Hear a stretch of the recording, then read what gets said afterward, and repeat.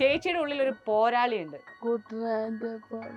കുട്ടനാണ് എന്റെ പോരാളി. ശരിക്കും പറഞ്ഞാൽ ഞാനല്ല ഹീറോ, ഞാൻ ഇവിടെ ഒരു അസിസ്റ്റന്റ് മാത്രമാണ്. കല്യാണം കഴിഞ്ഞ് 1 വർഷം കഴിഞ്ഞു, വെഡിങ് ആനിവേഴ്സറി ആയിരുന്നു. വെഡിങ് ആനിവേഴ്സറിക്ക് ഞങ്ങളൊരു ട്രിപ്പ് പോയതാണ്. ട്രിപ്പ് പോയിട്ട് വന്ന് അടുത്ത 4-5 ദിവസം ആശുപത്രിയിലായി.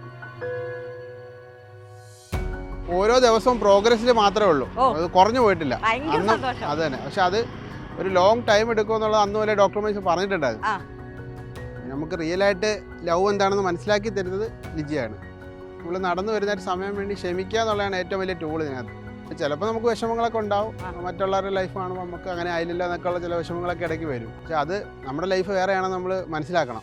ഞങ്ങളുടെ ജീവിതത്തിൽ അങ്ങ് കുറേ നല്ല മെമ്മറീസ് ഉണ്ട്. ചിലപ്പം അതുകൊണ്ടായിരിക്കും ഞങ്ങൾക്ക് ഇപ്പോൾ ഒരു ബ്രേക്ക്, ഒന്ന് റെസ്റ്റ് എടുക്കുക എന്ന് പറഞ്ഞിട്ടായിരിക്കും ഈ കല്യാണം കഴിഞ്ഞപ്പോൾ ഒന്നൊരു കുറച്ചാണെങ്കിൽ ബ്രേക്ക് എടുക്കുക. അത് ഞാനൊക്കെ ചോറ് വാരി കൊടുക്കുന്ന സമയത്ത് നമ്മുടെ കളറിനെ വെച്ചാൽ പറയുന്നത്, അവൻ്റെ കൈ കണ്ടാൽ തന്നെ കഴിക്കാൻ തോന്നില്ല, പിന്നെ എന്തൊക്കെ കാണി അങ്ങനെയൊക്കെ.